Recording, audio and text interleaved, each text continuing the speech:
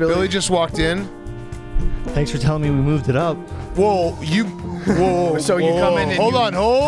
Let's unpack this real quick. Pardon my take, YouTube, like and subscribe, best podcast in the world, like and subscribe, like and subscribe. On today's Pardon My Take, we have former GM of the Jets and former vice president of football ops for the Dolphins, Mike Tannenbaum, same guy. He now works for ESPN.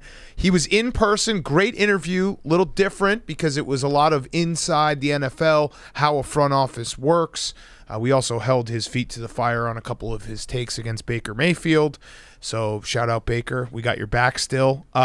We have football back officially. Little Olympics talk. USA basketball is back. Fyre Fest of the week. And we're going to go back to basics with our Mount Rushmore. So we did a couple outside the box. Now we're coming back down the fairway here with Mount Rushmore of pizza toppings. We're going to do all of that in a second. We're brought to you by our friends at Coors Light.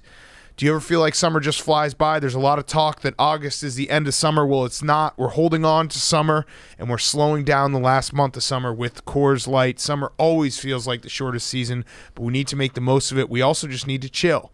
As the beer that's literally made to chill because it is cold lagered, cold filtered, and cold packaged, Coors Light is the best beer out there to chill. It's as crisp and refreshing as the Colorado Rockies, perfect for a moment to unwind this summer. Send us your Blue Mountains. We love seeing the Blue Mountains, especially on the weekend. You crack open a nice Coors Light, you sit down, you enjoy the nice weather, you enjoy friends, you enjoy family. You can do it all with the beer that's made to chill and soak in the last month of summer. Coors Light, it's officially the beer of slowing down summer because as the beer that's made to chill, we want to savor every second of summer. Get Coors Light in the new look delivered straight to your door with Drizzly or Instacart by going to CoorsLight.com/take. Celebrate responsibly. Coors Brewing Company, Golden, Colorado. Coors Light, send us those Blue Mountains. It's the weekend, baby. We're about to have a Friday show, so send us those Blue Mountains. We'll retweet them. Love Coors Light. Okay, let's go.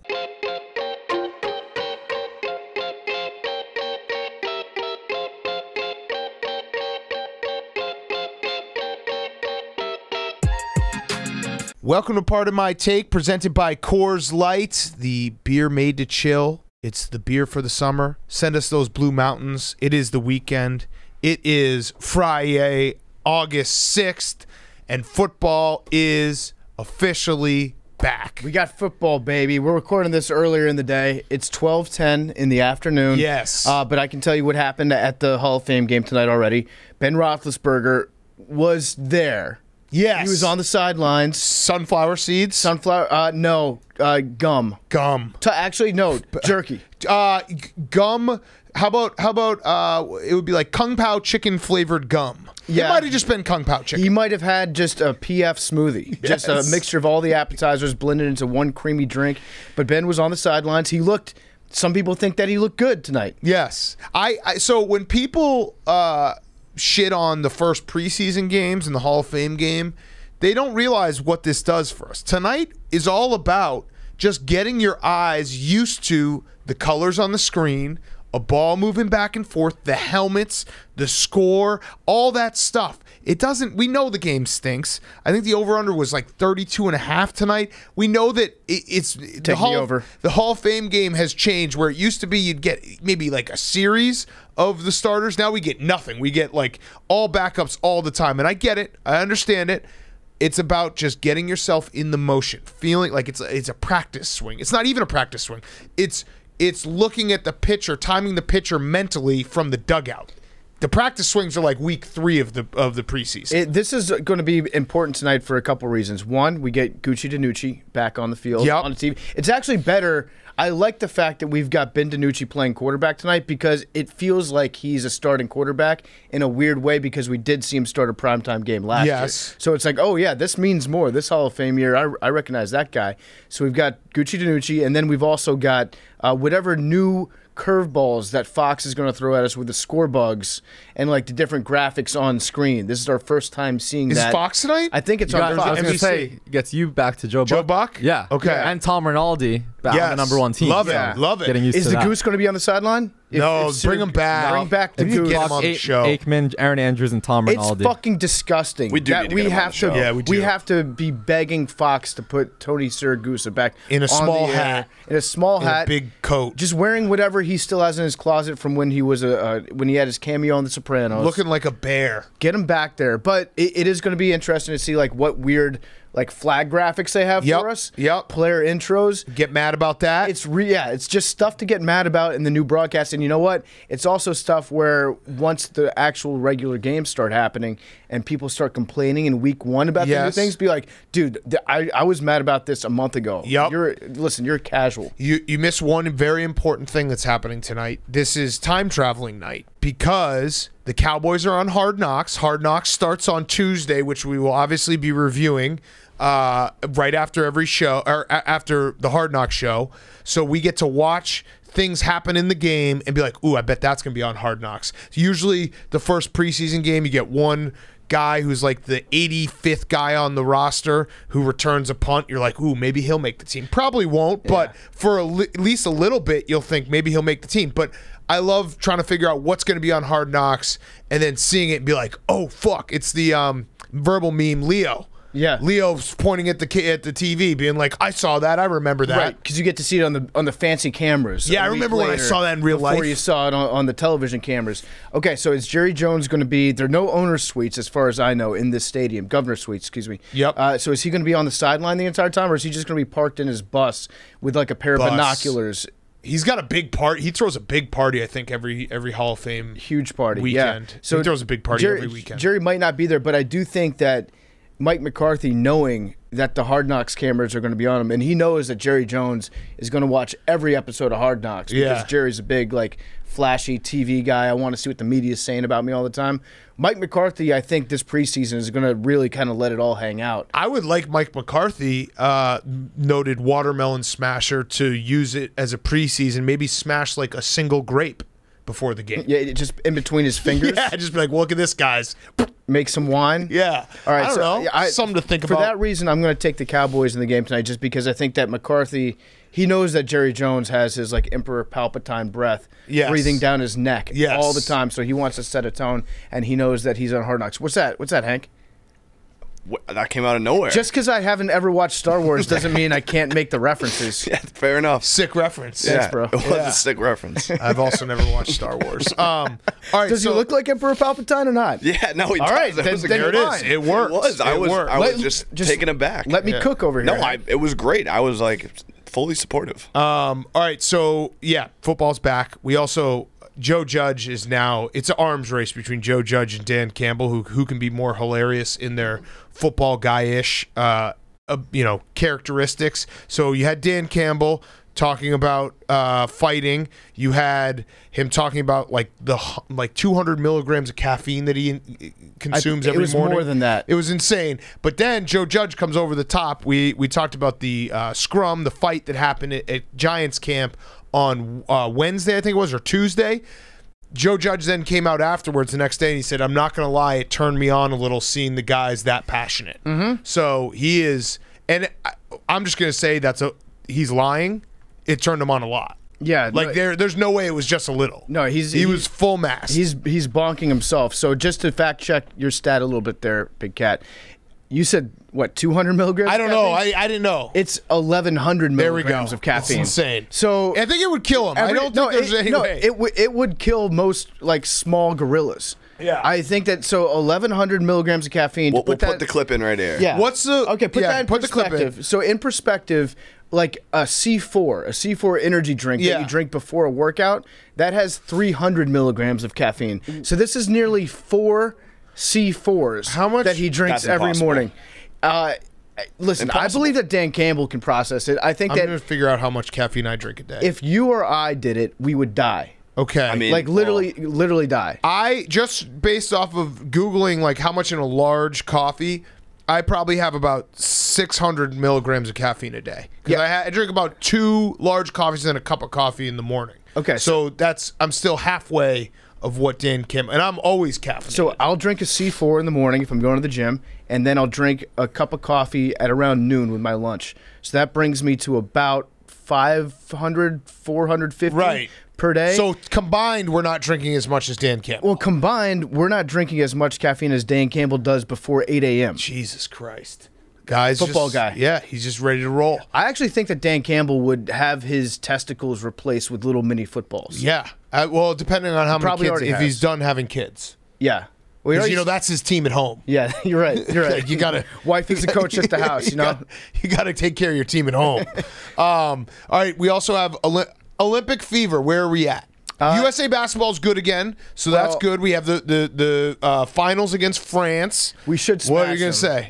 Memes. Our fact checker in the booth here just said that the Joe Judge quote is from a fake account. No, everyone ran with it. Damn. No, it can't be from a fake There was account. multiple blue check marks that ran with that.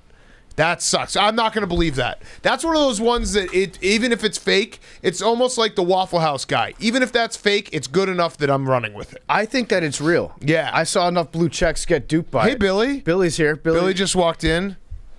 Thanks for telling me we moved it up. Whoa. So you come in and hold on. Let's us. unpack this real quick. So I said 11:45. 1 o'clock. No, Never. Billy, I thought 11:45. Can everyone have my back Was this here? conversation had when I was Dick here? said he has to leave by 1 o'clock. 1 o'clock. I said noon, and then I moved it up 15 minutes, and we actually waited till 12:07 to start. So we gave you I'm 7 sorry. minutes There's out. a miscommunication. Wow, just throw. I guess I don't know. I came 45 minutes earlier than I thought I was supposed to be here. How did you think we all got? How do you think we all were here though? Wait, Big Cat, what? You're missing the very important fact that Billy was 45 minutes early to being an hour and a half late. I wasn't. We weren't even mad. We were just like, "This is." We looked at your last. What was his last tweet? No, so I checked. I was like, I hope Billy's okay. Let's see what his last tweet was, and it was, "Black bears are scared of cats." Did you check the newest one? We waited till. Okay, I'm before. sorry. No, you're fine. know. It's okay. I mean, besides the whole saying there was a miscommunication, which was not true. I'm not mad at you. No, we're not mad. No, I'm definitely not mad. This is not a beat up on Billy. We're having a great show. This is actually like 12 hours earlier than we normally take on a Thursday when we tape so after you're midnight. super early. Oh, good. If we were in Tokyo, you'd be on time. Time zones, man. Time zones. Time zones and ooey gooey delivery cookies really messed you up. We were also thinking that you were just hungover from too many sweets last night. I did imbibe in some very good cookies last night. Billy, you've been crushing it, so I have no complaints. Don't worry. I'm just I'm more frustrated with myself. That's okay. There you go. That's What is it? What's the old saying when you're pointing a finger, four fingers are pointing back at you? Yes. Which is not actually true. Three. No one. Three. Yeah, no one three points fingers. with. Well, it's if you point with your thumb. How can you point like Frank that? kind of points with his thumb when he gets tired. When his thumb gets tired. What if you do the Pauly Walnuts, which is that one? Yeah, that's 2 back at you. 2 at you, 2 at me. Very efficient guy, that Pauly. All right, Olympics. We were talking Olympics. The U.S. men's basketball team is back. They better win gold. And you know what? Then we can do the whole like, oh, I can't believe we doubted them. Speaking of doubting, did you guys see LeBron? He's laying the what? Well, I tried to look last night. I heard there was some crazy tweets right and away. I went back and couldn't find it. He deleted it right away. All right, I'm gonna pull it up. So he deleted it. I saw right away. someone say Actually, that I saw someone say he right deleted here. it twice. Yeah, I have it right Yeah. here. He said, "Keep talking about my squad, our personal ages, the way they play. We're past our prime in this league, et cetera, et cetera, et cetera. Do me one favor, please," all caps. And I mean, please, all caps, prayer hands emoji. Keep that same narrative, energy, all caps, when it begins. That's all I ask. Hashtag thank you, king emoji. And I told him, I was like, don't worry. I absolutely will keep that same energy. But I just want to point out that the Lakers are the odds-on favorite to win the West, and they have the second best odds to win the championship. Well, they're not. I don't think they're odds. I don't think they're odds on. They are favorites to win. They're favorites to win the West. Yeah. And they're second favorites to win the championship. And I'd like to point out that when he runs through this list of things, he's very clearly just singling out individual teammates that he has with every line that he delivers. So he's saying, yeah, keep talking about our personnel ages. So that's directly pointing at himself. The way they play, that's Westbrook. We're past our time in this league. Carmelo Anthony, and also personnel ages, Dwight Howard. Yes. So he's singled out with each line who we should be attacking for him. Please. Save me a lot of time on that one, please, all caps. I'm going to keep that same energy. I promise. Isn't that the name of his school? I promise. Promise Academy. I promise to LeBron I will keep that same energy. You're welcome. # you're welcome, King. This is the part of my take, Promise Academy. All right. We will fulfill that. Let's talk about Olympians that are actually playing in the Olympics and actually like care about our country. So, yeah, the basketball, when is that game? Anyone? I believe Probably it's like 3 10:30 a.m. Eastern Friday night. 10:30 Eastern PM Friday night. Correct. So we we can double watch check, but it. it's something along On those So lines. we TV? can watch it on the cock. I hate that. I'm not sure. Also, I had an epiphany today. Maybe it's the time zone, maybe it's the no crowds, but so our 4x100 team sucks. Oh my God. And there were like a lot of people who were like, "This is a debacle. How are we so bad at this?" I was like, I really just don't care. Like, I want us to win, but if we don't, Where's your I don't pride, lose big cat? any sleep over it. Well, I don't lose any sleep either, but I would like to see them win just because I remember growing up, that 4x100 relay team was so good. And now But do you they don't care? know how to pass a baton to each other. I pretend to care every 4 years during the Olympics, yes. Yeah, I guess I was just sick don't about care. that bat, Yeah, right. that bat and pass. I was sick. The bat and Baton? pass was bad. Baton. Our shot putters were awesome. They though. were. Those guys are. They need them all in the WWE. They're so- fucking beasts. It's so sick after they throw the shot put. They'll scream. They make tennis players look like giant P words because they'll just scream out and they'll say things like a professional wrestler would. There was one guy, the dude from Oregon that set the Olympic record last night. He throws a shot put and then he goes like, "Oh yeah!" Yeah, no, they're wrestlers. They are wrestlers that just aren't wrestlers yet. I also just love any sport that you can keep your shirt on the whole time. They're just wearing T-shirts. Yep. That's the best sport that's ever been created. There was little suggestion for how to fix the 4x100 relay team. It's actually pretty simple. Just practice with a tic tac. Practice with something smaller. Or practice. Just practice. It seemed like they didn't practice. Yeah, well, at all. We can take that back to square one. Say just practice with each other eventually. Carl Lewis just roasted them. Yep. Man. Yeah, and then the only other fix I had was I was watching the climbing. You can't have ropes. You just can't. Like they just go balls to the wall, up the wall. Like there's no fear of death or injury or anything. It's just not real. I need them to climb. I need them to free solo up the wall. Back to the U.S. basketball team real quick. If you saw the first half of the game last night, I thought we were going to get our asses kicked. It was as bad as it's been. It was to the point where it was our offense was just if you happen to get into a half court set, just either give Katie the ball or give Dame the ball and then hope that their shot goes in. Unfortunately, Katie's good enough where he kept it close, but like we were fucking awful in the first half. At halftime, Pop was probably like, whoever loses this game has to claim Kyrie Irving, and then they're like, okay, fuck, we better step it up in the second half. Hey, listen, I doubted them, but actually, no, wait, I don't think I doubted them, and then I found out that they were all just drunk the whole time in Vegas. So then I undoubted them. Well, they looked like they were high for the first half last night. It was really, really bad. And I think, I don't know, there's absolutely something to be said for a team that has practiced more than like a week together. Yes. Playing in an international competition to the point where I feel like the winner of the basketball tournament could have put up a better performance in that first half than USA did. A little tip, the third place game between Slovenia and Australia, this group of Australians have never medaled. They're going to have some extra motivation. And Luka, I think, got maybe a little dinged up. I don't know, I'm just saying. Okay. Mortal lock of the century, Australia, third place game. You got to find the teams that actually, it's like bowl season. It's mini bowl season. You know Delhi's going hard that game. Yeah, like what's the motivation here? Luka just carried his team to the semifinals, and now is he going to be like, I'm really want a bronze medal? Australia, that group together, has never won a medal, so... Well, it might be the only time that Luka's ever going to be in a semifinals. Oh, that's true. Never gets out of the first round. Yeah, wait. I can't wait to start that narrative next year. Is Luka, is he a coach killer? That's a good question. Is he a franchise killer? The Mavs had some issues. He might be. All right. Anything else before we get to our Mount Rushmore? Yeah, I'd like to apologize to Bryson DeChambeau. Oh yeah. Can I apologize? Yep. Bryson, I'm sorry. We may have pointed some fingers, Billy especially, saying that hey, maybe you just pretended to have COVID so that you wouldn't have to get drug tested at the Olympics where the standards are much stricter. I'm sorry for saying that. It turns out that Bryson, he's not sure how he got COVID.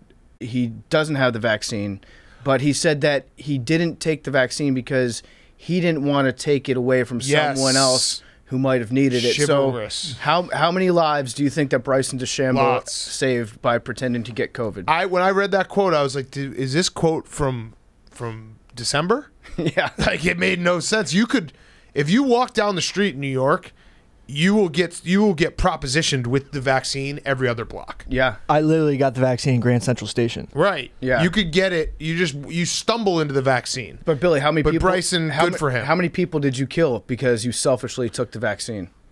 I think there was more vaccines getting wasted.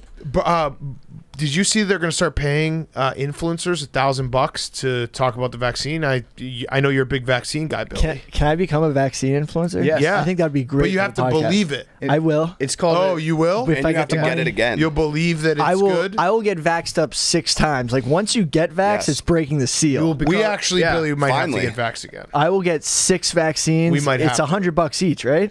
Yeah. Yeah, but if you talk about it more, you'll be an influencer. No, and I think if you have like between 1,000 and like 100,000 Instagram followers, they'll pay you like 1,000. Yeah.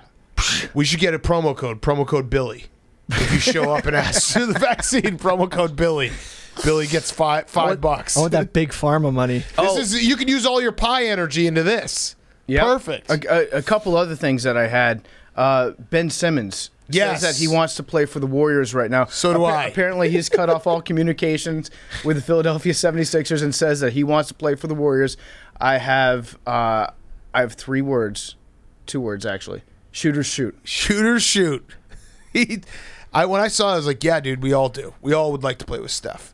I feel like he cut off communication with the Sixers a long time ago. They just happened to get to that now. Right. Being like, he Communications hasn't are talked to us. still cut off. Yes. And then the bidding war is over. RG3 is back in the NFL. Yep. There's been a treaty signed, a peace treaty between Fox and ESPN. He's going on ESPN, but there's an out in his contract that says that if he gets signed to an NFL roster, he can leave ESPN midseason. Ooh, so okay. let's get RG3 back in the NFL. There's also 2 other things that just popped in my head. One, Phil Rivers opening the door or not closing the door on his career was the best news ever, because hope is a dangerous thing, but it will carry us for at least a year or 2 thinking Phil Rivers may show up somewhere and we get him back in our lives. And then the clip of Jameis getting just ragdolled by the pads. Mm-hmm. I am so excited for Jameis Winston on Sundays. Like I think we have to slow play it though. We can't root for him to be full hilarious Jameis throwing pick sixes because we don't want him to get benched. I want him to come out there and set the league on fire, and then have 1 or 2 slapstick worthy plays per week. You know, but while he's still playing well, there are 2 quarterbacks in the history of the NFL that I think could have fit in seamlessly in the Three Stooges. One is Eli Manning, and the other is Jameis Winston. He's hilarious to watch. He's got the best unintentional pratfalls ever. It's the best. So get excited. We want him to play well. And with the Phillip Rivers thing, he said he went out of his way to say, I'm going to finish the season coaching football for my high school team. Right. And then afterwards, I'll come back. So this is actually, you know what? It's going to be Phillip Rivers doing another 4th quarter comeback, but this time for an entire season. I'm excited. Season. And it's very clearly just an example of he went home and he had to be a dad to 9 kids for the first time in his life. And he was like, yeah, I don't think I'm retired yet. This is a lot. I think I probably could use some time in the office. Right at the end of summer when school hasn't started back up and he should be at camp. Yeah. And he's like, oh, man. Yeah. Okay. I kind of miss sleeping in a dorm. Yeah, this one's tough. All right. Let's do our Mount Rushmore, and then we have a great interview in person with Mike Tannenbaum talking about NFL front offices and how they work and everything behind that. Before we get to our Mount Rushmore, Cross Country Mortgage. Cross Country Mortgage is like us. They're people first people. Mortgage shouldn't be a scary word if you're trying to buy a home. If you're renting right now, you don't know if you can buy a home, head over to Cross Country Mortgage, talk to them, start the conversation. They can figure out a way to get you on the right track so that you can buy a home. If you are trying to buy a home right now, Rates are at all-time low, and they may never get this low again, so it's a perfect time to talk to Cross Country Mortgage. Or if you're trying to refinance, you can also talk to Cross Country Mortgage because they'll hook you up. So call today for a fast, free rate quote. Our partners will save you a lot of money. Call today, and our friends at Cross Country Mortgage will give you a free home valuation that is free to you just for calling. Just like the all-star athlete, Cross Country Mortgage pushes themselves through the entire lending process. If they get blocks, they figure out ways around to get the ball over the line. Don't miss the window as rates are expected to creep up. Reach out to them and see what they can do for you. And when you connect with Cross Country Mortgage, tell them Barstool sent you. Go to crosscountrymortgage.com/Barstool to learn more about your future home buying experience or refinance your current mortgage today. crosscountrymortgage.com/Barstool. Cross Country Mortgage LLC, NMLS 3029. All loans subject to underwriting approval. www.nmlsconsumeraccess.org. Ball. 68. All right. You're going 68? No, you just threw me that ball. Okay. All right, 4. So the Mount Rushmore of pizza toppings. We're going back to basics. So we had a couple outside the box ones. Now we did do. I tried to look it up because I didn't want to have a repeat, which we might have done on Monday by accident. We did the Mount Flushmore of pizza toppings in general. So we have not done Mount Rushmore of pizza toppings. All right, Hank, your number. 4. Big Cat. What's yours? I'll go 71. 69. 96. Okay.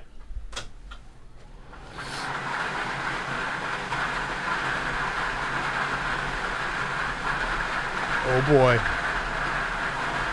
I think I have PTSD from just hearing 71. That was my guess, right? You got 71. I got it exactly.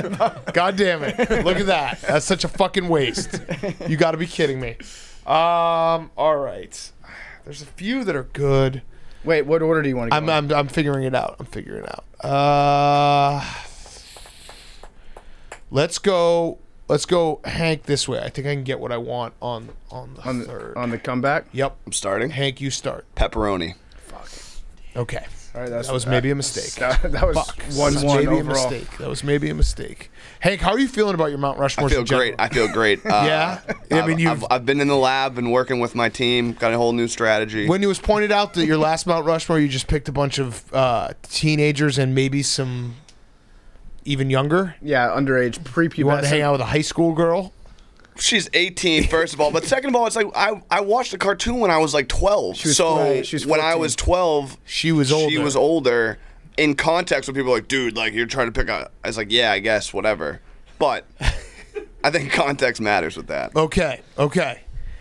Billy, your first pick. And they're fucking cartoons, like Bart's. Oh, whatever. Yeah. All right. So for us New York guys who get real good pizza and don't really need toppings, oregano.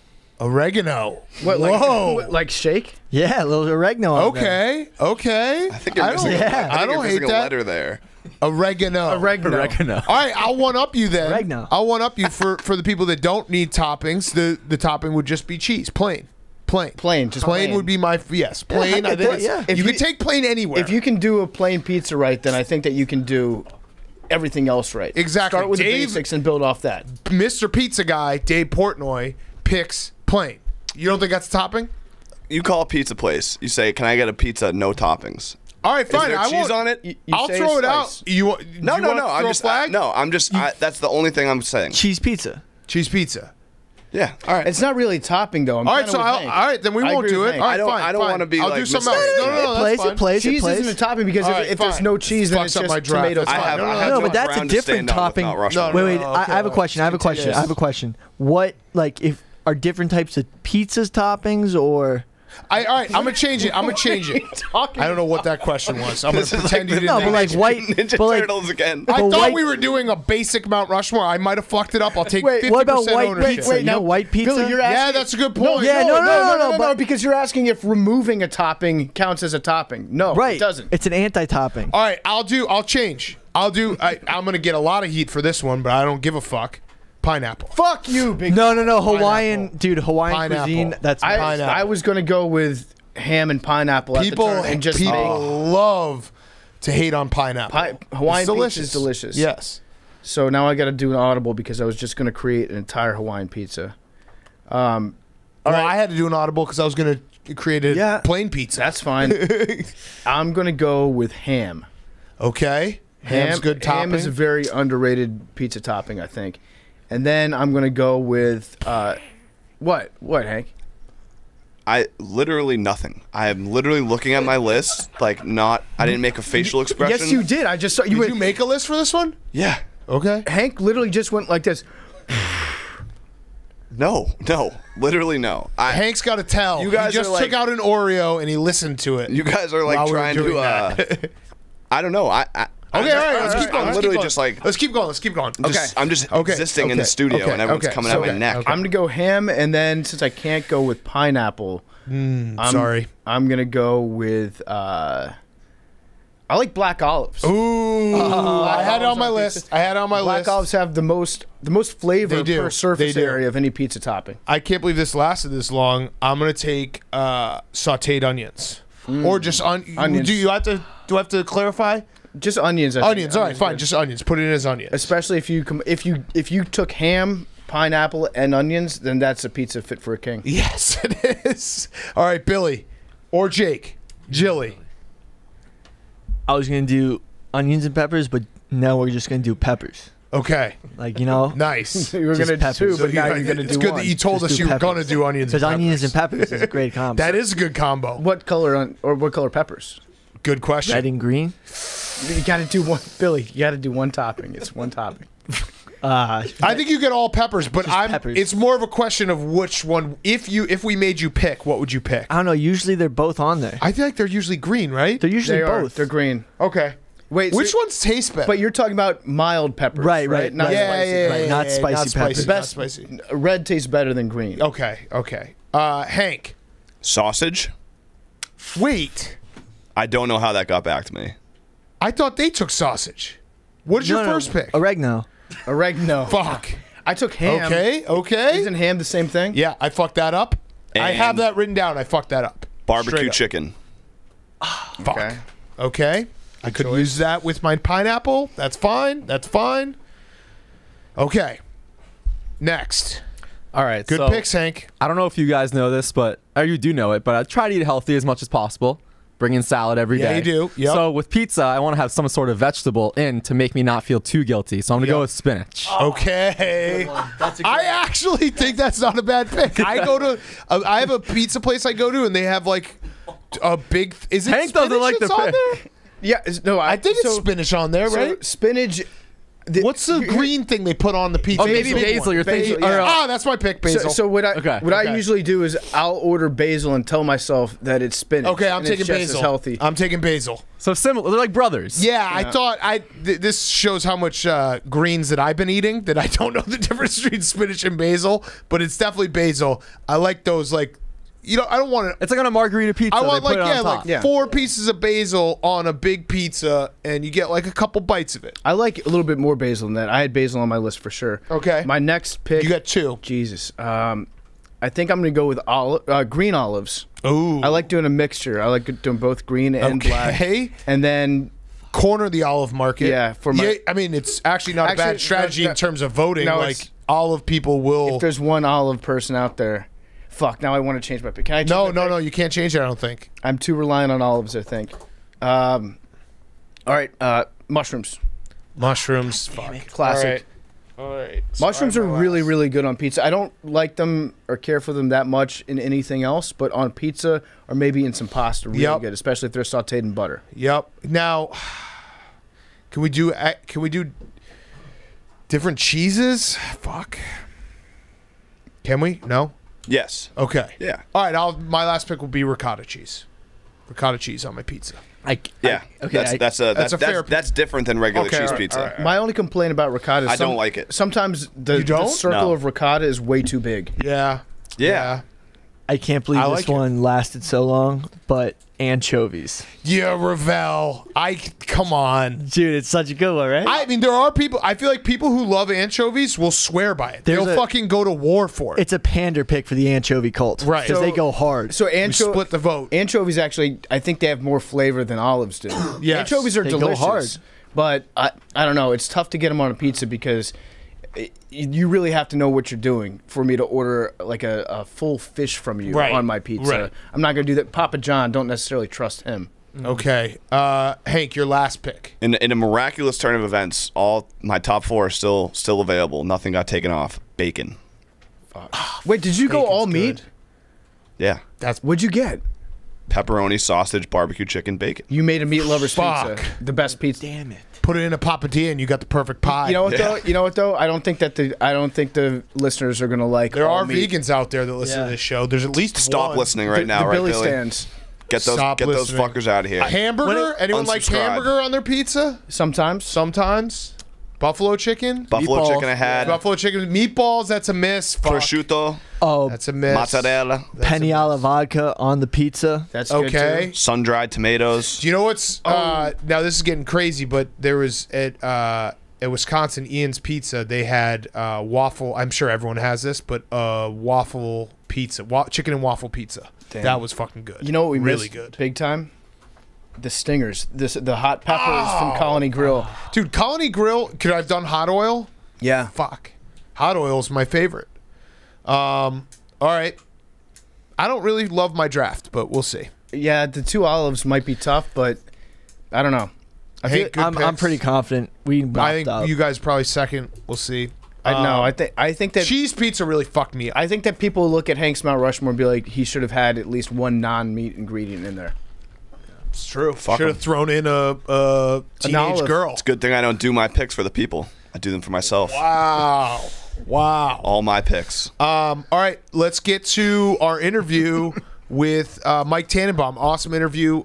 Before we do that, quick word from our friends at Simply Safe. When Simply Safe Home Security's founders Chad and Eleanor Lawrence designed their first security system in their kitchen, they did it for a very personal reason. Their friends had just had their home broken into. They were struggling to find a security system that was simple to set up and would make them feel safe again. So Simply Safe was created, and it's making people feel safe is what Simply Safe has been doing ever since that moment 15 years ago.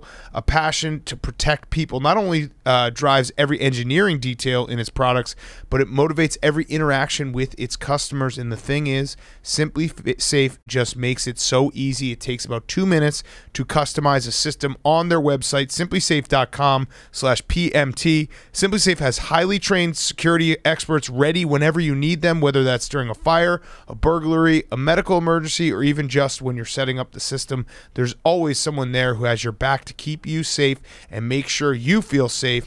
So, as listeners of this show, you can save 20% off on your Simply Safe security system and get your first month free when you sign up for interactive monitoring service. Just visit simplysafe.com/PMT to customize your system and start protecting your home and family. That's simplysafe.com/PMT. Okay, here he is, Mike Tannenbaum. Okay, we now welcome on a very special guest in person.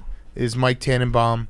He is works for ESPN now. He's the front office insider for ESPN. He was formerly the Jets general manager and also worked as executive vice president of football ops for the Dolphins. Thank you for joining us. Thank you for coming in. I'll do the hardest question first. Okay.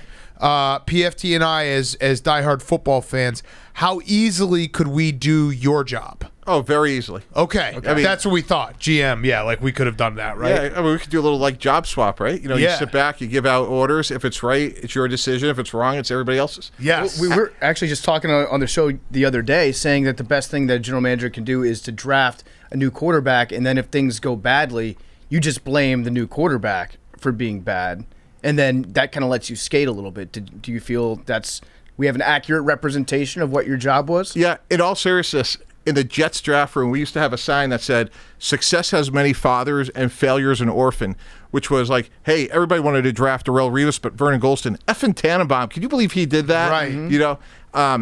So, yeah, it's definitely one of those things where, you know, you're sitting in the seat and you're going to get, you know, the blame or, you know, the praise depending on the move. Yeah. Okay. Yeah. I might have a more difficult question than that. Why the fuck did you cut Danny Woodhead?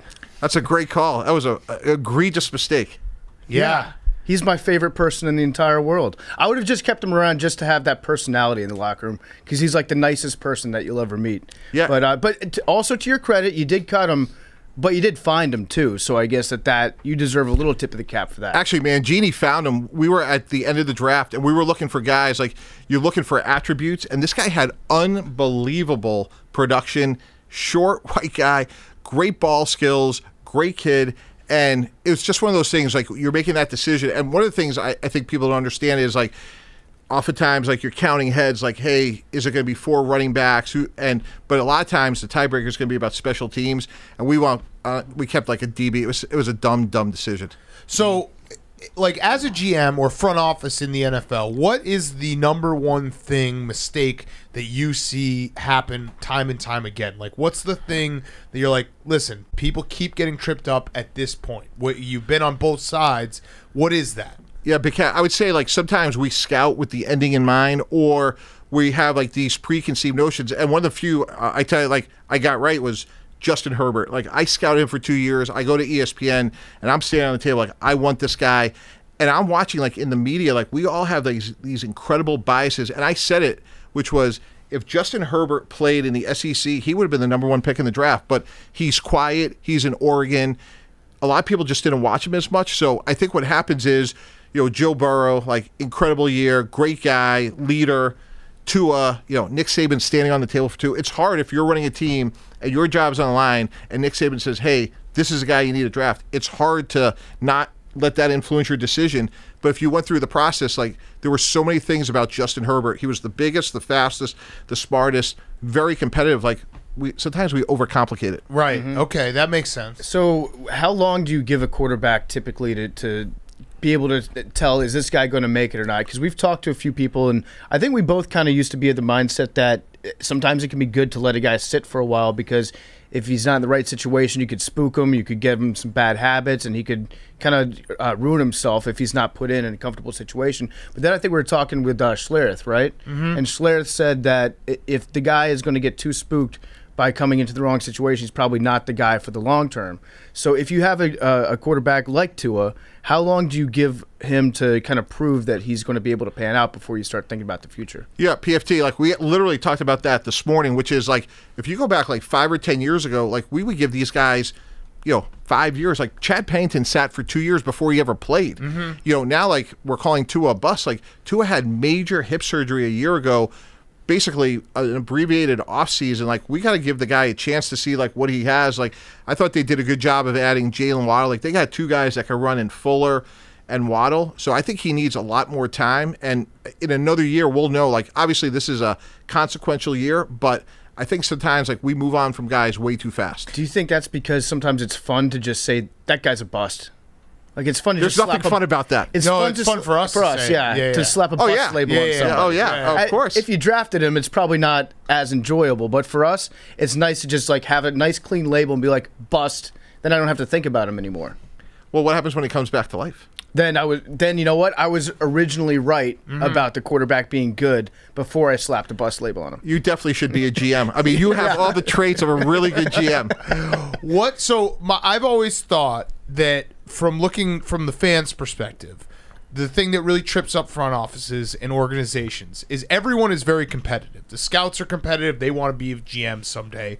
The coach is competitive. He wants to keep his job as long as possible. So everyone's out for self-preservation. Is that like way off, or is that kind of how a lot of front offices, especially dysfunctional ones, operate, where guys are kind of looking out for themselves? You hear it all the time where like a GM will come in and he'll be like clean house because they're not his guys. Is there that type of territorial thinking? Yeah, there is to a certain extent, Big Cat. I think that's fair. Like when I went to Miami, like I was bound and determined, like we can win with the people here. Like I literally brought one person from outside the organization. We promoted Chris Greer, who's still there. We went to the playoffs. I thought there were a lot of great people there, but generally speaking, that is definitely true. Like I know for me, like sometimes I had to check my own like competitiveness. Like I'm sitting there for years, I'm banging my head against the wall. Like I want to beat Tom Brady. Like what else can we do to beat effing Tom Brady, whose birthday, by the way, it is today? Yep. And so your competitiveness, you almost have to check it, because if not, like you can go from being aggressive to reckless, and sometimes that line's pretty fine. Yeah. So I would imagine that like focusing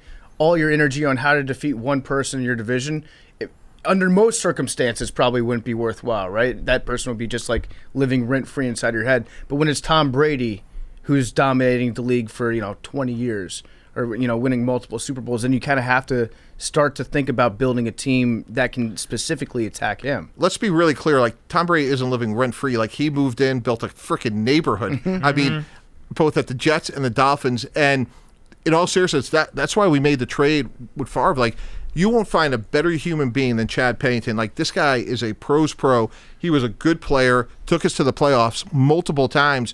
But at the end of the day, like, we made the honest, sober calculation. Like, can we get to where we want to go having Chad Pennington compete against Tom Brady? And we all said no, and that's why we took a shot at Favre. So, and then, after Favre, you have Mark Sanchez. You go to back-to-back AFC Championship games.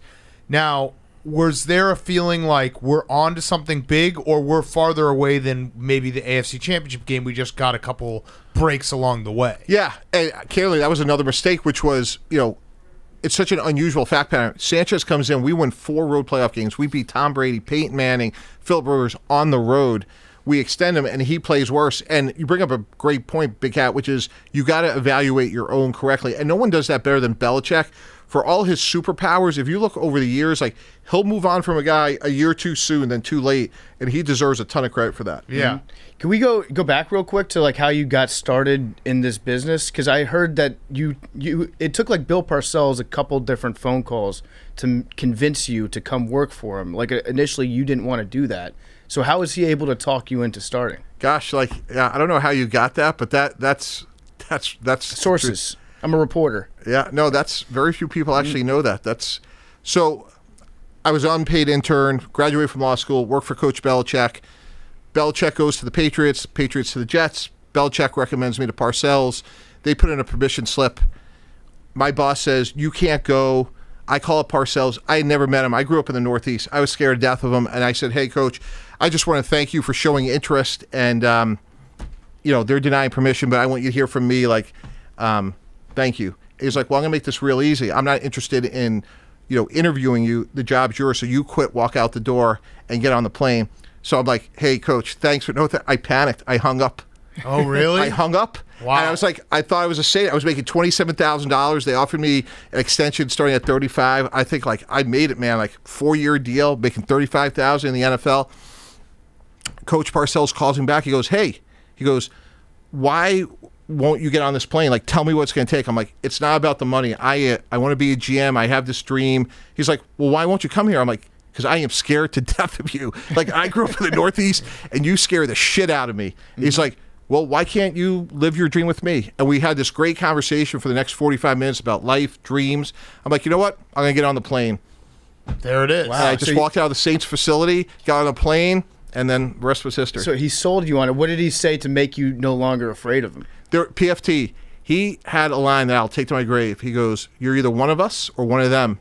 And he goes, my expectations are you're going to come up here and get those son of a bitches signed. When a trapper comes off the side of the mountain, you don't have to say, is he a good hunter? He either has pelts on his horse or he doesn't. So, Mr. T, we're going to go by what we see. And either you sign those son of a bitches and you get to stick around, or I'm going to ship your ass back up to Boston. Now, what are we going to do? Wow. I'm like, let's go. I love it. Damn. So he kind of said, if you don't sign with me, if you think I'm scary now, you'll think I'm a lot scarier if you're a son of a bitch that doesn't work for me. Yeah, and I was like, you know what? I'll bet on myself. I'm not going to be the guy. And, I always, as I work my way up the ranks, I always said, all right, I'm going to look to my left and to my right, and I'm not going to be the guy that sends us home. I don't care if I'm driving people to the airport, which I did for Belichick, running an organization. I'm not going to be the guy to fuck it up to send us home. And Coach just challenged me. He's like, I got the keys to this franchise from Mr. Hess. I need one person to sign him. I think it's you. Maybe my expectations are too high for you. I'm like, I'm coming. Wow. That's great. So what was so in your role and through the years, maybe give me 2 guys, offense and defense, the ones that got away.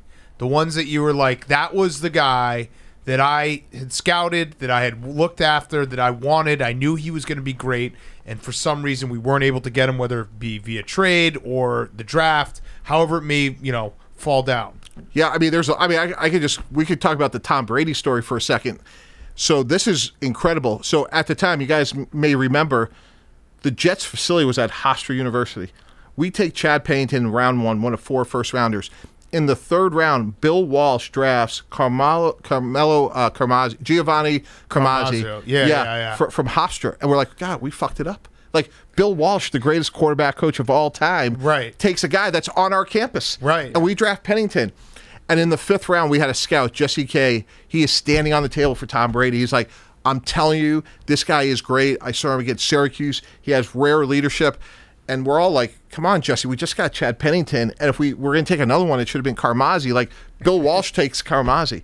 And, like, we had a conversation about Brady a little bit in the 5th round. And one guy, Jesse K., was the guy that was like, this is a guy that has a chance to be really good. Wow. I like what you just did there because you gave credit to one of the scouts that was in the room. If I don't know what your future plans are, but if you want to get back into the NFL, what you should have said right there so we could get some good headlines when Big Cat asked you the two that like you missed out on, you should have just said Tom Brady, Patrick Mahomes. I had them both at the top of my board, and then we put out a little quote card that would have your name and face on, and then everybody would be like, wow Tannenbaum really knows his stuff. Yeah.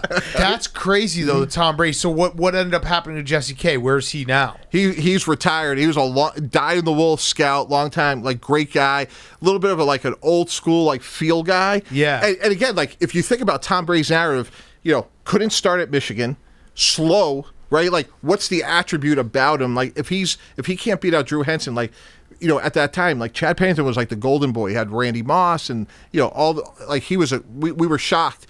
Tom Brady's Chad Pennington thought he was going to Pittsburgh. Like the Steelers gave every indication that he was going to go 8. They took Plaxico. Like we were doing backflips and he was there at 18. Mm-hmm. So you just brought something up I wanted to talk about. The feel versus like maybe numbers or analytics. How much is it feel when you're talking about drafting a guy? I think so. Here's my view on that, guys, is we want to use the numbers to, and Belichick's a little bit like this too, like let's define the fairway. Now, we could go outside of it, but let's make sure that we are. So you look at any of those guys like Wes Welker, Danny Amendola, even like Woodhead's a little bit like that, although Woodhead was a little bit faster, straight line. Those guys all had a redeeming characteristic. They were great, change of direction, 3-cone. But my point was, guys, we could go outside of the parameters, but if we do, they have to have a compelling reason. And in some of those cases with the slot receivers, they had great change of quickness. But I wasn't going to go outside those parameters because someone's like, yeah, I think he's going to be really special. But right. Why? Tell us why he's so special. See, that would be where I would get tripped up with the GM thing because obviously as a gambler, someone would just say like, hey, this guy's going to be special. I'd be like, you know what? That's my lottery ticket. Let's go. And I would probably fail every single time. But that's okay. Like, and like Tunsil is a great example of this. Like, we got Tunsil right because like it was a little bit of a gut feel, which was the video is unreeling, right? National TV. Yeah. What did you think in the room? Like, yeah. So I'll take you right into the room. So this is Laramie Tunsil. For people who don't remember, obviously the bong face mask and everything. Right. So we have Brandon Albert, a good, not great left tackle. We are convinced that Tunsil's originally going to go 1 Tennessee, but his floor is 5. He's going to go to Baltimore. So gas mask, whole thing starts and gets to 5, and they take Ronnie Stanley. I'm like, damn, like Ozzie Newsome, like he's a little bit of a risk taker. Like Ozzie doesn't care. Like he just wants good players. Like 8, 9. I'm like, oh my God, like there's no way he's going to be there. So we brought in our area scout, Matt Winston, whose brother was the NFLPA president, Eric Winston. Great scout. He'll be a GM one day. He's like, Tunsil's a great kid. Like, great mom, great teammate, academic advisors, equipment guys. They all love him.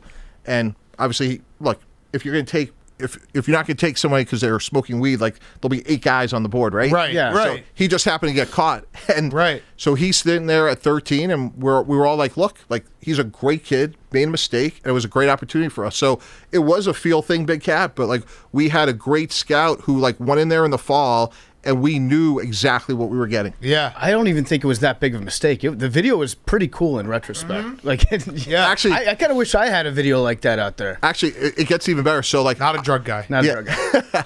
I go back to my office.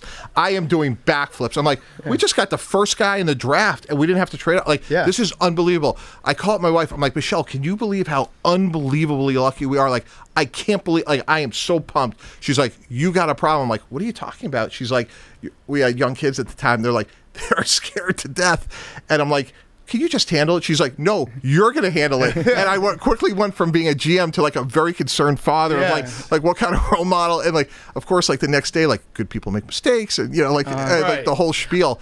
I think it was mostly because it was an intimidating looking mask. It was like kind of scary. So kids are like, wow, why'd you draft a stormtrooper? Exactly. You know? And I think that if that had happened a couple years later, just in the last 3 years, the narrative has changed a lot around marijuana where, a lot of states have legalized it. So I don't even know if he falls to you. That was like the perfect timing for the Dolphins to capitalize. Do you think he would have had an endorsement on that? Yeah, probably. Yeah. Yeah, it would have been Absolutely. like free chi. Sign him up, Laramie Tunsil. Yeah. All right, so other thing that I've always just wanted to ask a GM, your time at the end of your Jets tenure, was there a feeling of like, I'm a dead man walking? How does that work? Because we see it all the time where we know, we could point right now to the 32 teams in the NFL. You could probably say 5 to 10 of the GMs right now will maybe get fired if things don't go well, and they have to feel it. Yeah, absolutely. And like with privilege comes responsibility, and like these are not jobs you're going to retire in.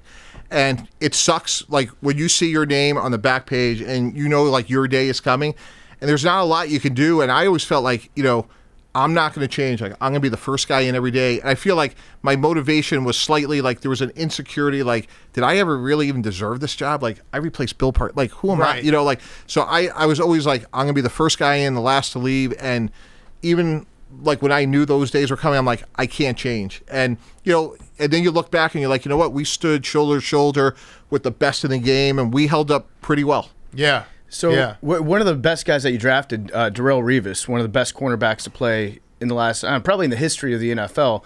So that must have felt pretty good, but at the same time, you knew that every offseason, it was like, okay, Darrelle Revis is going to work me over for more money. And as a general manager, you have to balance that against what you're paying out to the rest of the team.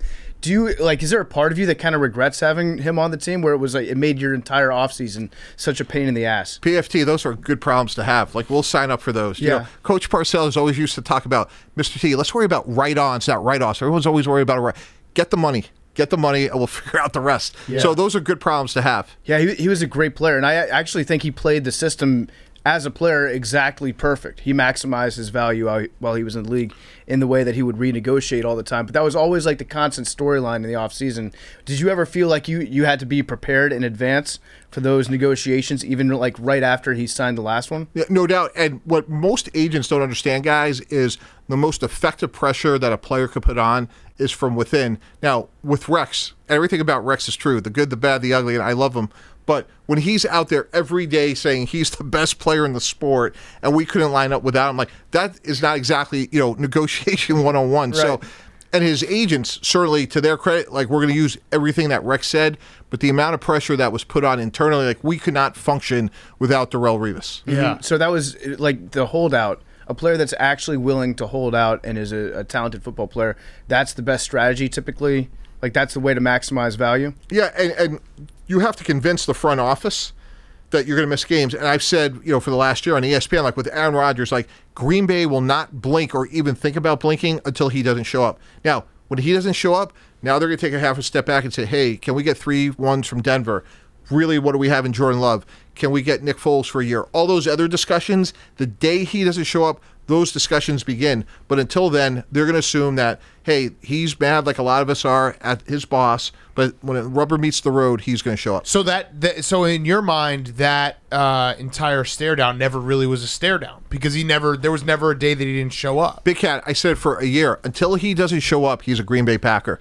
And they know that. And you're praying that his competitiveness, and one of the things that I admired from what Roger said was, it was really clear, like, he's a good teammate. Like, for him to go, if you guys notice, he had no notes when he was talking about guys like Charles Woodson. He's going back 4 or 5 years, and he's talking about details. Like, you could tell this guy, in his own way, maybe not your style or my style, he's a good dude and a good teammate. And if you're the Packers and you know that, you're assuming he's going to show up and we're going to be okay because he doesn't want to let his teammates down. He may be pissed at us, but he'll be here. So we had this discussion on Monday's show.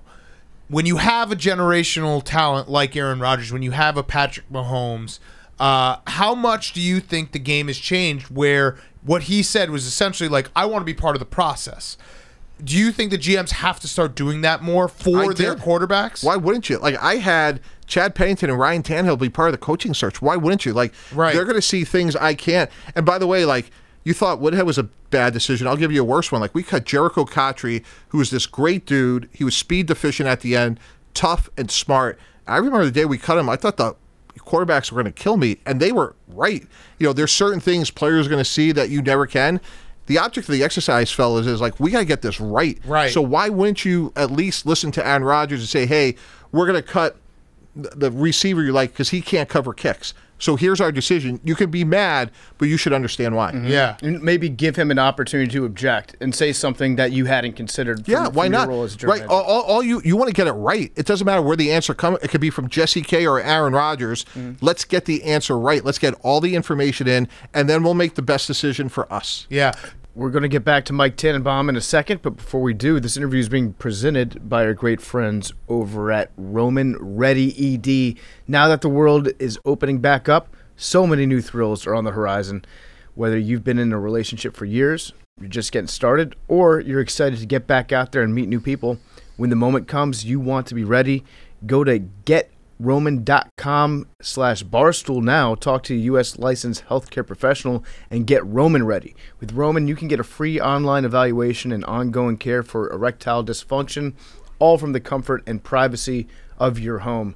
Roman ready equals confidence, the confidence that you know that you can rise to the occasion in the moment. This is Summer of Love, the 2021 version.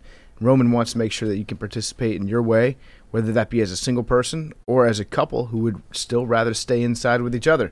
So talk to a U.S. licensed healthcare professional that are going to work with you to find the best treatment plan. If medication is appropriate, it ships to you free with 2-day shipping. I mean, that sounds like a great deal to me. Go to GetRoman.com/Barstool, complete an online visit. If you get prescribed, you get 50% off your first month of ED treatment. 50. GetRoman.com/Barstool today. Make sure that you're ready to have confidence and control this summer. Roman ready. Now, back to Mike Tannenbaum. Do you understand the salary cap? Yeah. You sure? I think so. I mean, I don't think anyone does. Can you tell us how the Rams are just able to do everything, whatever they want, and there's no salary cap? Yeah, I don't think it's going to pay off for them. I think they're like a great sort of like science experiment. And here's what I'm talking about, guys. We always talk about football as a consummate team sport. You got, spread it out. Maybe they're right. They're saying F that. Like, we're going to get Jalen Ramsey, Aaron Donald. Like, we're going to go play 5 against 11, but our 5 are so good, we're going to win.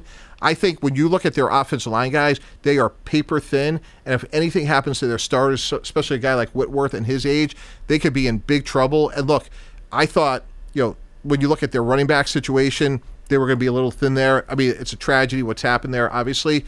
But it's a huge calculated risk that may pay off, but if I had to bet, I'm betting against it. Yeah. So I asked the cap question because it's like, it seems like every year, like the Saints, for example, Right. are in salary cap hell. Yeah. They do two, 3 things, and boom, they're fine. Right. It doesn't mean anything. But like Cam Akers is a great player that can't be replaced. Right. Right. So there's ways to minimize the cap charges, move them around, but the fact that the Saints couldn't go out and sign a player of Breeze's caliber is the salary cap actually Jameis Winston. Yeah, who, by the way, I think, love him. I think he's going to play well. Yeah. Mm-hmm. You said that he's, who did you, you compared him to Vinny Testaverde, right? Yeah, I did. I like that. Yeah. I'm surprised by the fact that you don't follow me on Twitter and you knew I said that. Well, I did some research and basically I just figured out, like, has he said anything mean about Baker Mayfield? You have. Has he said anything nice about Jameis Winston? You have. I didn't say anything mean about. Yeah, you did. It's about the facts. Yeah, okay. I call him height and speed deficient. Okay. I think you said you can't. You don't pay a deficient quarterback like Baker Mayfield. A height and speed deficient. That's not mean. That's facts. Russell Wilson, you might say, is height deficient. Yeah, you're binding yourself to mediocrity. Yeah, is Mike Tannenbaum quote about Baker Mayfield. Is that nice? Huh?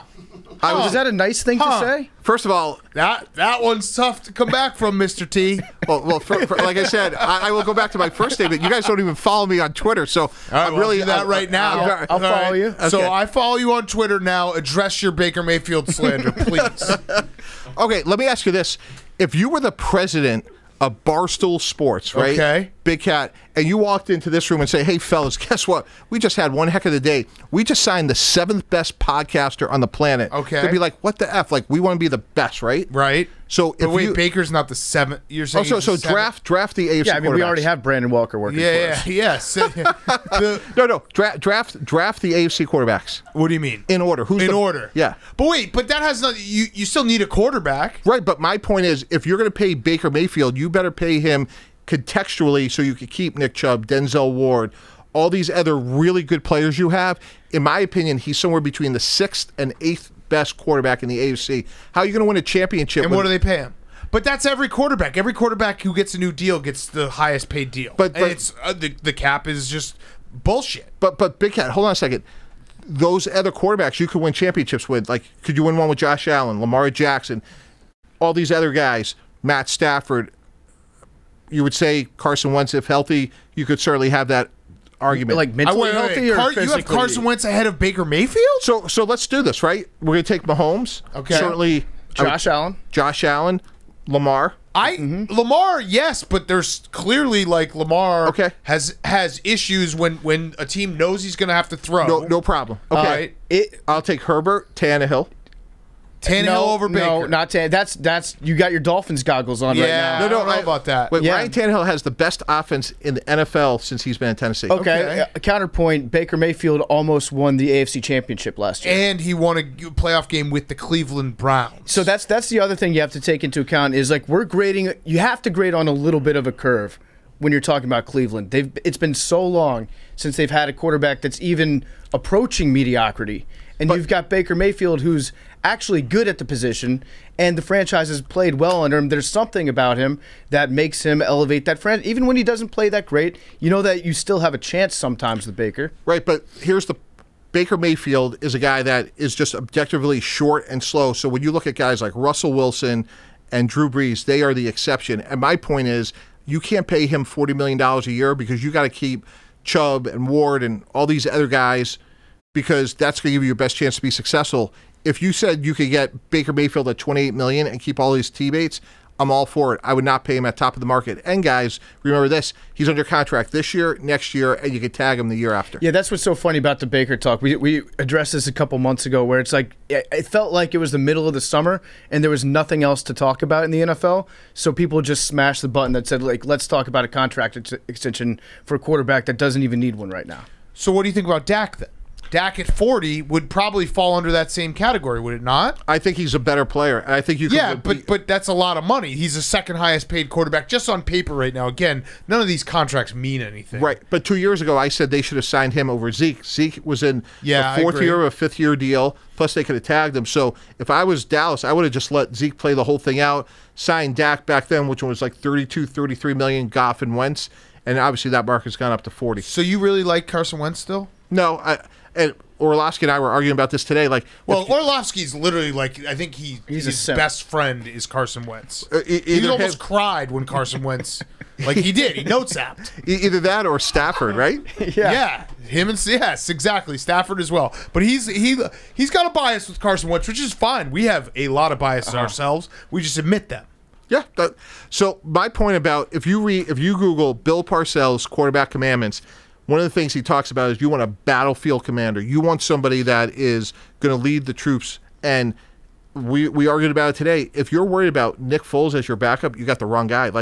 You think Brett Favre, Dan Marino, Patrick Mahomes, Tom Brady cared who their backup was? No. They're going to go win championships. And that's the part about Carson Wentz that he may be lacking. Right. Yeah, you're right. If you're afraid of Nick Foles, it says something about your own security and your own leadership abilities right there. How much do you think NFL philosophy in front offices is just based on Bill Parcells' quotes? I mean, he's an influential guy. Because he is he hasn't coached in 20 years. Yeah. And people still quote him like he's coaching today. I'll tell you what, and I have the great fortune of being friends with him, see him, fairly regularly in Florida. It's shocking. I would say at least 30% of the league still calls him if you're at dinner with him, and by the way, dinner is at 4:55, back table. I love it. And if you're not there 10 minutes early, you're late. It's a testament to him and his career that I do think that a lot of guys obviously still listen to him, but it's just funny because he's probably the most quotable coach, right? Yeah. And when you talk about guys obviously Belichick is his own greatness, but the Zimmers, the Sean Paytons of the world, those are guys that they still engage and learn from him. And the thing about Bill is he has so much wisdom, and a lot of times he'll be oh, I'm a dinosaur, or I made this. He is a very reflective guy, very insightful. Yeah. You are what your record says you are. That was that, and like if you draft the wrong quarterback, it sets you back 10 years. If That's you're gonna, not true. If you're going to let me cook dinner, you should at least let me shop for the groceries. Yeah, like he's got all of them, right? Yeah, no, maybe my expectations for you are higher than those of yourself. Oh, okay. That's yes, good. Yes, very good. It's very hard to come back from that. That hurts. But here, that's I'm not mad. I'm disappointed from your boss. Yeah, no, but like working for him, like there were times like, and he was a morning guy. Like I would leave a note on his door like 5:15 in the morning, like, Coach, I screwed that up. It'll never happen again. Thinking like he's going to fire me. And the next day, like there was a Hooters like a half a mile down on Hempstead Turnpike, and we'd sign somebody and be like, "Hey, Mr. T had a great day. Everybody, let's go eat some wings." Like he kept you on your toes, but at the end of the day, like you would like walk on glass for him. Yeah. You talked about the job of driving prospects and driving free agents to and from the airport. I feel like that's a starting position for a lot of people in the NFL that are looking to work in front offices. Or the airport pickup guy. Was there any instructions that you had from above, like, hey, keep your mouth shut, don't talk to them, or were you expected to like what makes you feel like you did a good job driving them to and from the airport? Yeah, actually, this is one of my big philosophies in life. Like, who you are is how you treat people that can't help you. The bus driver, the waiter, the waitress, the equipment guy.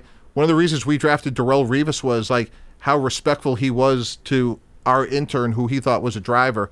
And for Coach Belichick, when we would bring guys back, he'd be like, "Hey, tell me about that guy."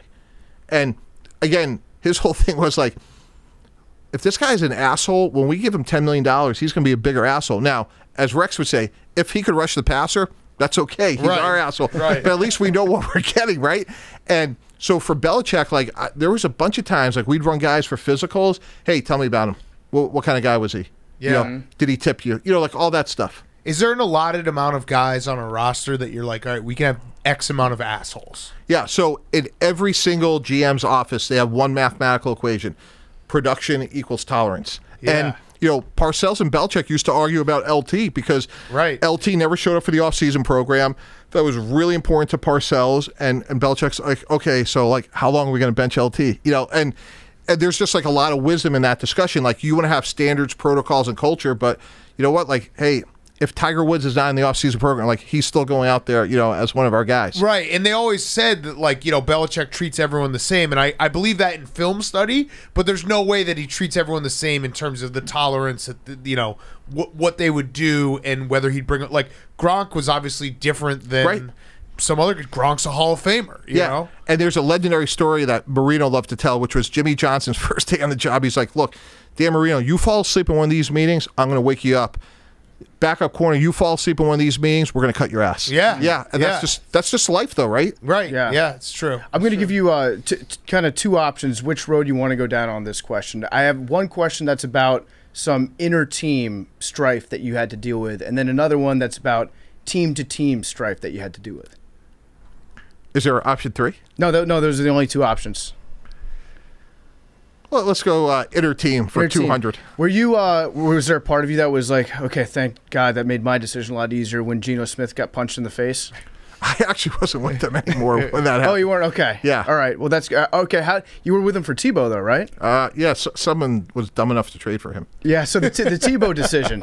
Let's talk about that because he's back in the league as a tight end. Did you ever think about like, hey, Tebow, you want to go out and run some routes for us? Yeah, I mean that's really why we got him. We lost a guy named Brad Smith. You guys may remember him. He was a great quarterback at Missouri, and he kind of did a lot of different jobs. And one of the great things about where I sat for so long was just learning and listening to the game through the head coach I was with. So Rex always was like, I'm just telling you, Mike, like as a defensive guy, I hate when the opposing quarterback can make plays with his feet.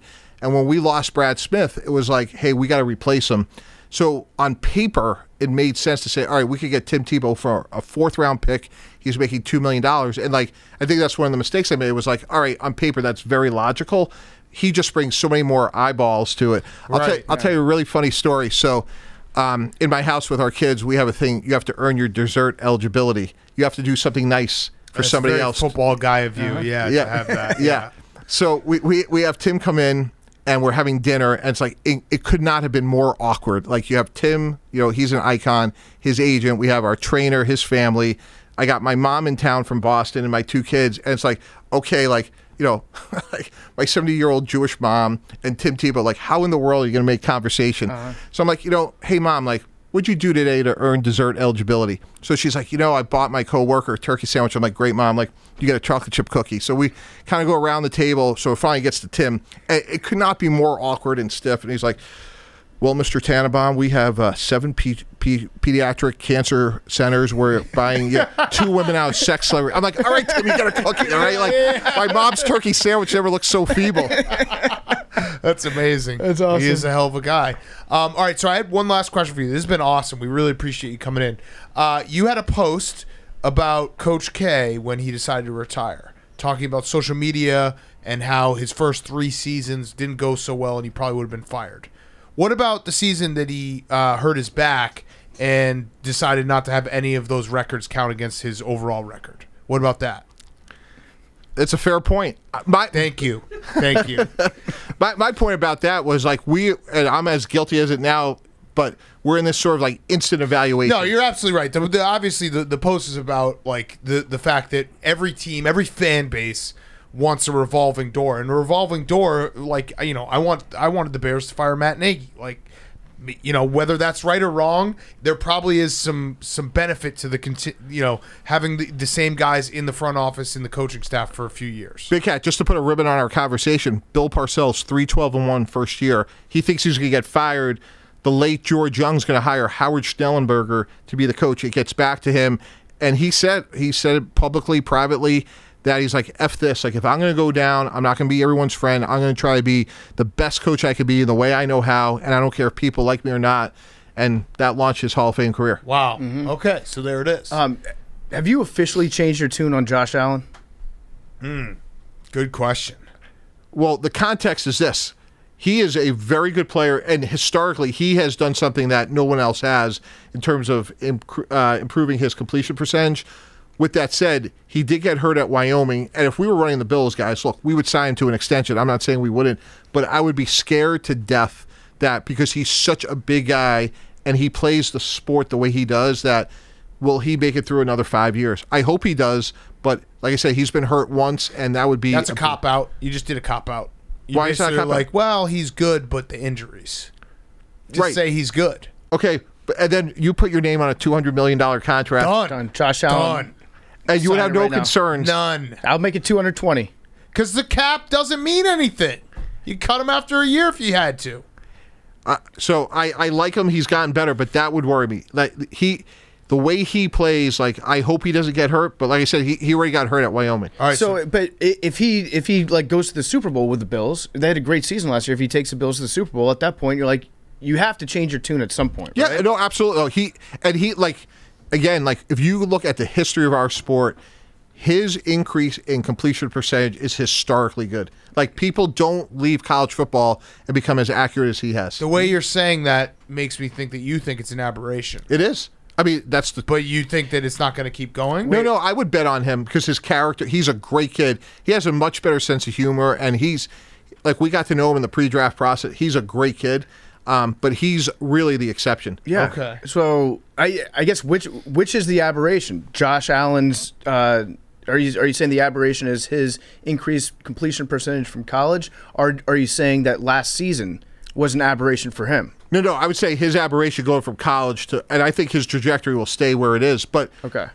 Like one of the things we would talk about if we were to draft for him, we'd say like, why would we take a guy from Wyoming who was not very accurate, and he didn't like lift Wyoming to greatness. And to Buffalo's credit, they identified it. They won an Idaho Potato Bowl. I got a couple reasons. They did. I mean, that flag flies forever. Rocket arm. Yeah. Looks good in shorts. Idaho Potato Bowl. Tall. There we go. And tall. Drafted him. All right. Well, you know what? We'll end it on. You don't like Baker Mayfield. You don't like Josh Allen, but you like Jameis Winston. We can deal with that. Yes. We can build off. I'm okay with Josh Allen. But not Baker. I know. I'm just saying. Hey, Big Cat, if you want to be the 7th best, then I think you should go sign Baker Mayfield. Well, give us. All right. We'll leave on a positive note. In the context of Jameis Winston, tell us something that we have to look forward to. Why you are a believer in Jameis Winston? He is someone that bet on himself and showed great humility a year ago, by sitting behind Drew Brees. And that's hard to do when you're the first pick in the draft. Now, we have to go see it pay off, but I thought what it did was really be selfless and take a long-term view. And not a lot of guys on the planet who are 27 that have started 70 games in our league. Yeah. And he got LASIK eye surgery, too. Yeah. There we go. See better. Yes, absolutely. All right, well, Mike Tannenbaum, you can catch him on ESPN. He's the NFL insider, front office insider. We appreciate it. Appreciate you having me, guys. Yeah, you're welcome back anytime. All right, thank you. Fyre Fest of the Week is brought to you by our great friends over at Mattress Firm. Love Mattress Firm. You need to unjunk your sleep. A lot of people have a problem here in America. Everyone's exhausted. Everyone's out of it because they're not sleeping in a bed that's right for them. And the sleep that they are getting sucks. And this problem has a name. It's called junk sleep. Junk sleep is when you stay up too late. Junk sleep is working in bed before you go to sleep. Junk sleep is watching TV in bed before going to sleep. It's using your phone or tablet in bed when trying to go to sleep. Hand up. Junk sleep is not taking the time to unwind from the day and prepare for bed. Junk sleep is sleeping on a poor quality mattress and not talking to a Mattress Firm sleep expert. The sleep experts at Mattress Firm are going to match you to the best mattresses and sleep products out there based on your specific sleep preferences so you can get your best sleep possible. We're excited to be partnering with them for this year's Grit Week. Billy's going to be sleeping on a Mattress Firm mattress on board the Grit Week bus all week long. We're going to help spread the word how to unjunk your sleep. Go to Unjunk Your Sleep. Unjunk Your Sleep. Go to mattressfirm.com or a Mattress Firm store today. Speak with a sleep expert now. Unjunk that sleep. All right, we're going to wrap up the show with Fyre Fest. Can I just say I'm reading the list right now of Mount Rushmores that Jake just sent to us. Okay. There's some tough ones on there to read. They look worse. Mine doesn't look so good. They look worse in word format than they did when we picked them. I do think Hank has too many meats. He does have too many meats. You're a meat lover. Yeah. I thought they took sausage. I don't know why I fucking thought that. I think oregano. It's I know. It's a classic. It is a classic. It brings out the real flavor of the pizza. I made a mistake. I shouldn't have gone ricotta. I don't know why I did that. Is that the cheese that tastes like kind of sweet? It's like cottage cheese. It's like a dessert. No, I cheese. like ricotta. No, fuck that. I do. I've also learned during this process that I don't know what I get on my pizza.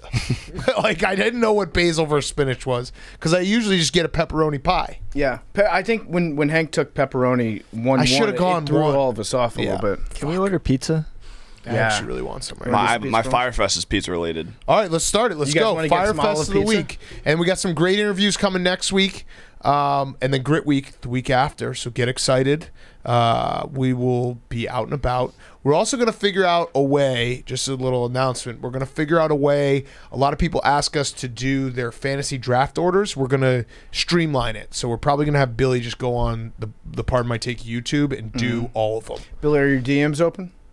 My DMs are open. All right, so if you need Billy to figure out your fantasy draft order, just start DMing him all the names that you have right now. Actually, no, email me. No, DM is best. Yeah. Okay, DM Yeah, and me. make sure you DM on Instagram and Twitter just to make sure. Yeah. Right? Well, which do you prefer? Could you email me Both. at billyfootballpmt@gmail.com? Wait, your email address is billyfootballpmt@gmail.com? Yeah. And just to throw out your Barstool email too. Okay, billyfootball at bar. No.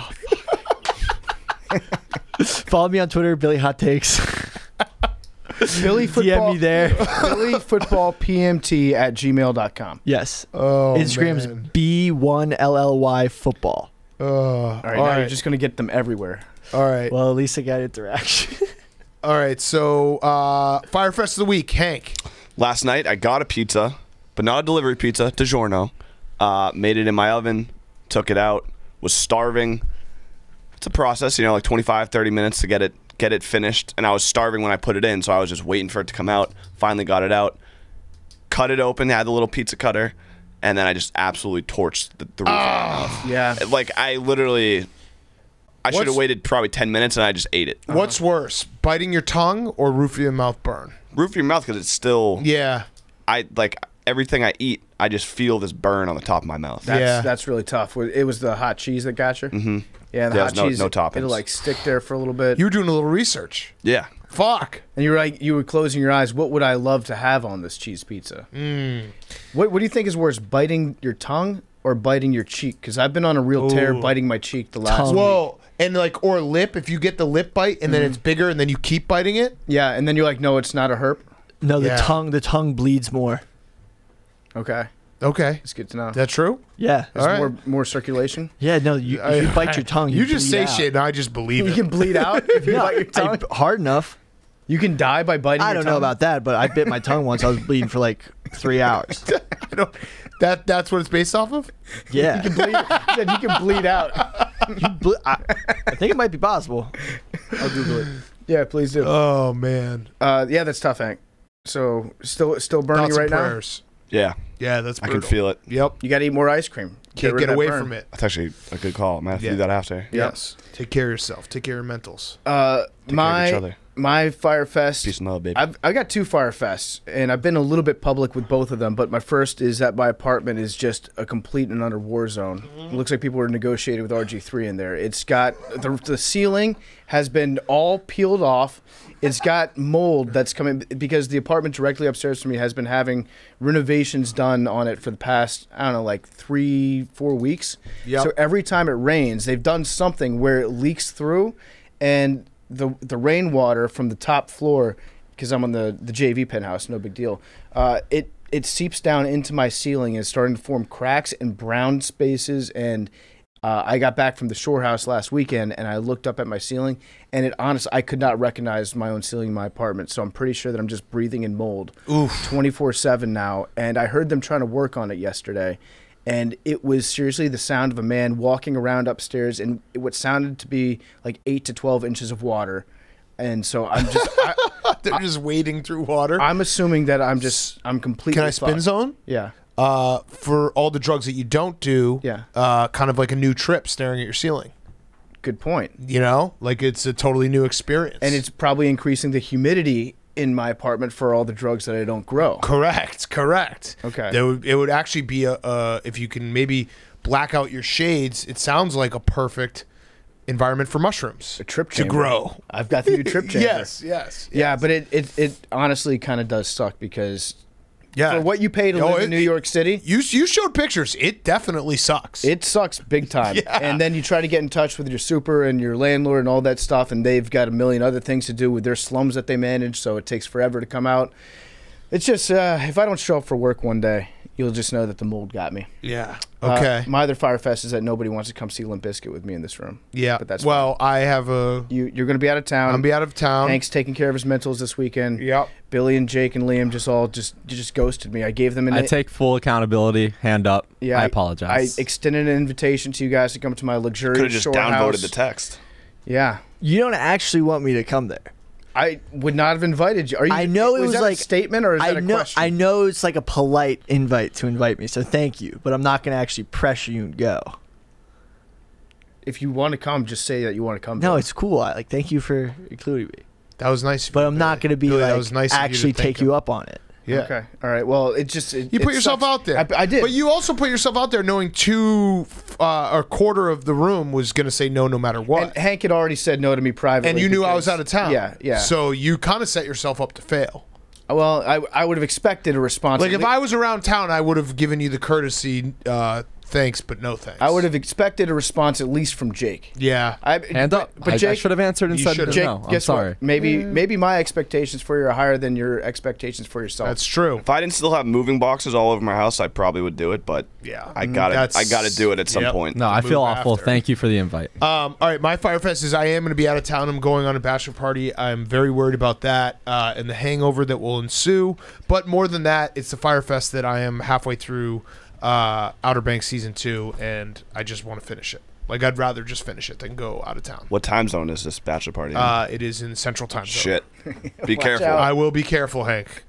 I will be very careful about this. Outer flight Banks Season 2 situation. kicks ass. Dude, I just want to finish it. It's so good. Rafe might be my breakout star of the century. JJ is maybe my favorite character in any television show of all time. Yeah. And I love, one of the things I like the most about Outer Banks is they'll just like, somebody will be getting strangled and then they'll cut to a completely different scene spoilers. somewhere else and then they'll talk for about 5 minutes. Yes. And then they'll go back and To the the person strangle. is still getting strangled. Yes, and They like, also just No they one had dies. The premise, like the canon of season 1 was like there's no cell phones. None of these people have cell phones. right. And then They all have cell phones. That's how they're all. It's a great show. The writing is super tight. This isn't a spoiler, but if you watch season 1, They happened to just go from a shipwreck to a boat that just took them like two feet from Sarah's house. Yeah. So that was convenient, wouldn't you say? The writing of the show is so strong that it doesn't even bother me that the show clearly doesn't take place in the Outer Banks. Right. That it obviously takes place in like South Carolina. Great show. I also think Rafe, they might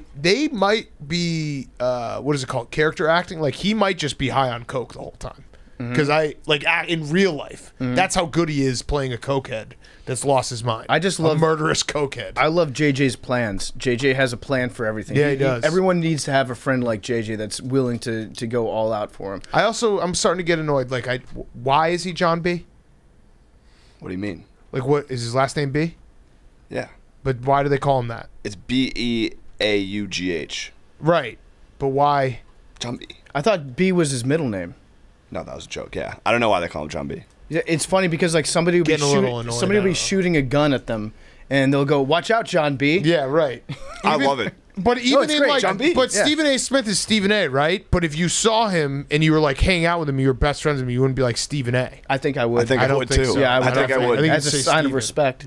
Stephen A. But yeah, just don't watch the show if you've ever looked at a map or a globe.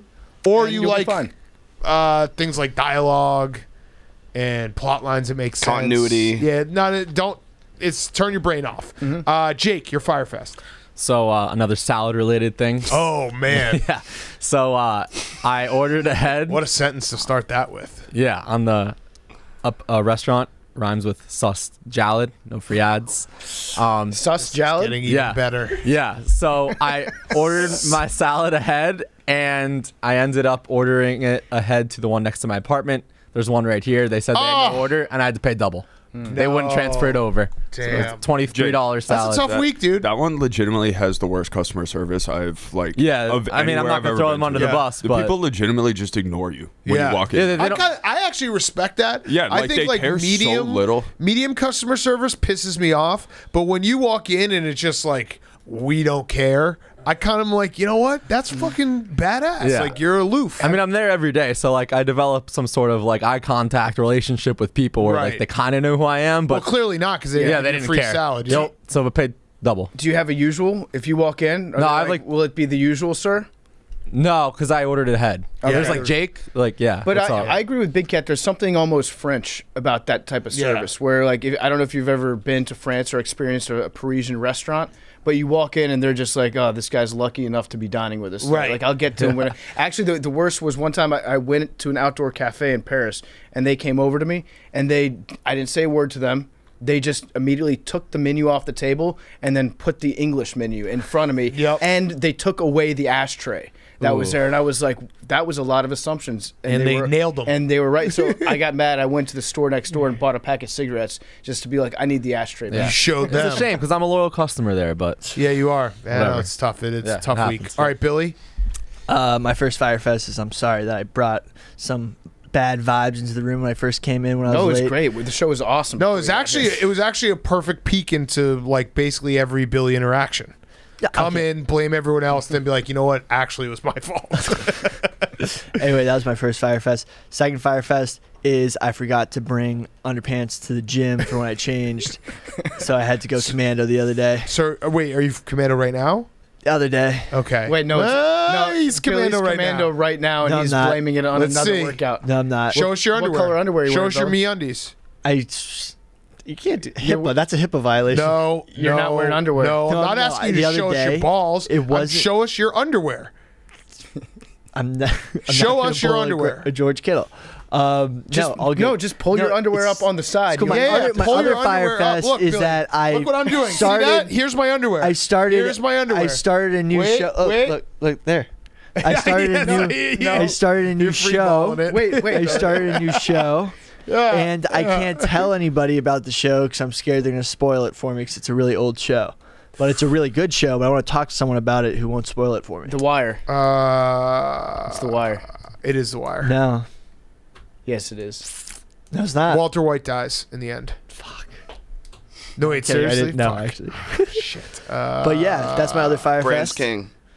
Yeah, and it's lame. No. But it's a really good show. It involves planes. Michael Scott quits and then the show sucks. Oh, are you Lost. watching Lost? He's watching Lost. Actually, no. Whoa. What other plane show is there? Wings. It's old. Top Gun's not a show. No. It's a movie. No. Okay. MASH. Billy's definition of old though is like when you guys were. Yeah, Billy's that's age, so true. That's That's what a you good guys point. have to That's think good about. What point. show involves planes? It's actually not that old. It's like It's like it Not- just yeah, came not out. That, yeah, Like- not that old. 5. Oh, flight. You said really old show. Is it The Flight Attendant? No. That's a good show too. Are you Chick watching parties. Catch Me If You Can? No. Okay. Anyway, that's my Fyre Can you Fest. write it down? Everyone guess what show Billy's watching. And then spoil We'll it. make this a real Fyre Fest. Bucko. No, please don't spoil it for me. I'm really invested in it. Why did you bring it up? Like every time I've done that, I've just watched the show, and then at the end, I'm like, "Hey, I just watched this show." Yeah. Well, anyway, back to there's a You huge, just tempted everyone. I did, Yeah. Okay. but also didn't have to show my underwear. So there's a huge. Are we on to the recap? Yes. So there's a huge debate online about LeBron James stands saying that he could knock out Mike Tyson if he was training in his prime. Are you watching Manifest? What? Yes. No. Yes, I am. Yes. I've never seen it. Fuck. It's not old. They literally just It's had the last season. 2018. I just searched show about That was planes. season 1. I've watched it too. I searched show about planes popular. That's the first one that came up. It's really freaking good. Okay. Anyway, so we were talking about how the Olympics is breaking a bunch of track records recently. Wait, go back to the LeBron James and Mike Tyson thing. That I'm pretty sure that was just bait. Yeah, it was clickbait. But LeBron James would obviously beat up Mike Tyson. Jesus He's way bigger, Christ. Billy. No, dude. Dude, Billy, reach. he's reach. bigger. Mike Tyson. Yeah, Yeah, but reach. LeBron James is like 6'9", And LeBron's tough. He's never flopped. and he weighs more. Mike Tyson has knocked Ron's been in out. like 50 street fights. Yeah. Mike easily. Tyson is like Mike- 5'10" and weighs like Yeah. 230, 240. Mike Tyson's been in 0 basketball games. So people are saying that one of the reasons why so many Olympic track world records have been broken recently is because of two combined things. One, Nike released these new track spikes that are supposed to be like having like Carson Warholm said that it was like having trampolines on your feet. That's and sick. like it's new technology and like everyone's copying it, and basically it's like Usain Bolt's record is going to go out the window. Right. when someone who actually moon shoes. Yeah. like moon shoes And then the track, right? and the bouncy track. Bouncy Yeah, so track. I read about that. It's basically, and I kind of love this, that every host Olympics wants to break a bunch of records, so they just make the track better.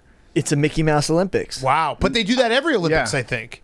Like, that's what I was reading, that basically every Olympic, every host city and host country is like, how can we make this legal but also break all the records? Yeah, well, they were way more lenient this year. Huh. They think so. It puts the legacy of a lot of great runners up in the air because That's why I'm not catching Olympic fever this year. yeah, No, but I'm fine with the tracks being different year to year. I'm totally cool with that. And also the oxygen thing. You forgot about that. yeah, of course. More oxygen. They should do a decathlon, but just for weather. Like running in it's snow. it's all the 400 meter.